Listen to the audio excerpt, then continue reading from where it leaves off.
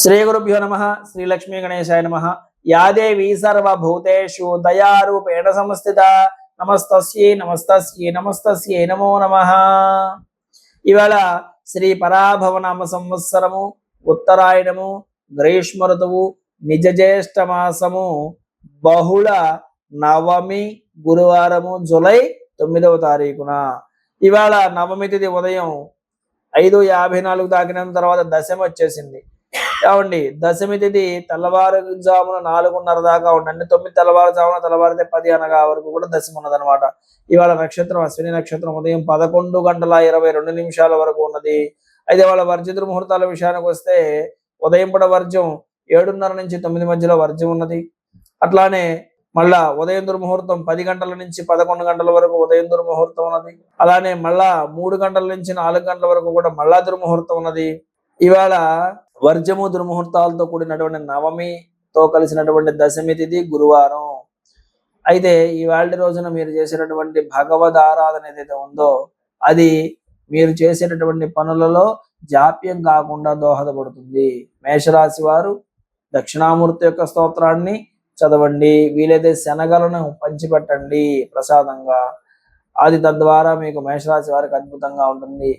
వృషభ రాశి వారు చక్కగా మీరు గురు చరిత్ర పారాయణ చేసుకోండి. అట్లానే మిథున రాశి వాళ్ళు దక్షిణామూర్తి యొక్క ఆరాధన చేసుకోండి. కర్కాటక రాశి వాళ్ళు దక్షిణామూర్తి యొక్క ఆరాధన చేసుకోండి. సింహరాశి వారు పరమేశ్వరుడు యొక్క ఆరాధన చేసుకోండి.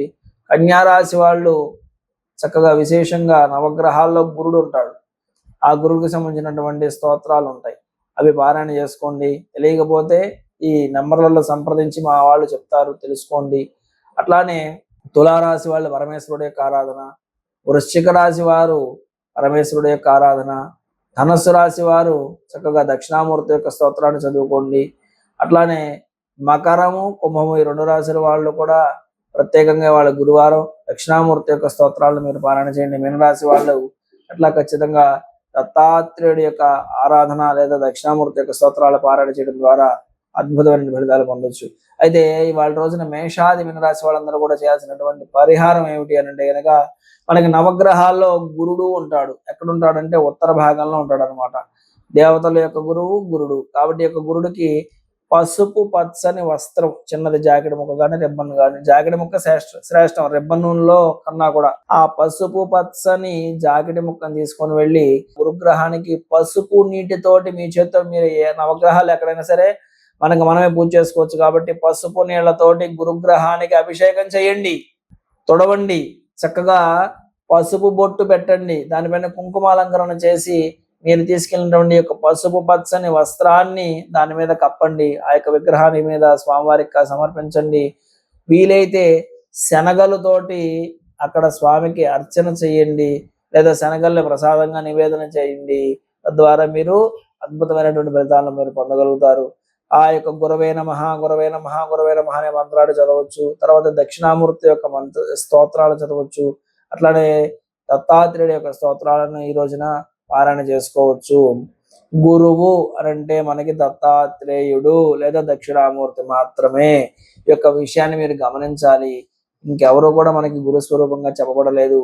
తర్వాత జగద్గురువులు అంటే ఆదిశంకరుల వారు ఎట్లాగా ఉన్నారు, వారు కాకుండా విడిగా మనం ఆరాధనా క్రమానికి వచ్చినప్పుడు గల దత్తాత్రేయుడు దక్షిణామూర్తి వీరిద్దరిని మనం ఆ యొక్క గురుడికి సంబంధించిన పరిహారంలో తీసుకోవాలి. ఇది గమనించి చక్కగా ఈ యొక్క పరిహారాన్ని మీరు చేయండి. గోవుకి పచ్చగడ్డిని ఇవాళ మీరు ఆహారంగా సమర్పించండి. తద్వారా మీరు అద్భుతమైన ఫలితాన్ని మీరు పొందుతారు. కాబట్టి ఉన్నతమైనటువంటి ఫలితాన్ని పొంది మీరు ఆరోగ్యవంతులుగా ఉందురుగాక. సర్వే జనా సుఖినో భవంతు, సర్వే సుజనా సుఖినో భవంతు, లోకా సమస్తా సుఖినో భవంతు. శ్రీమాత్రే నమః.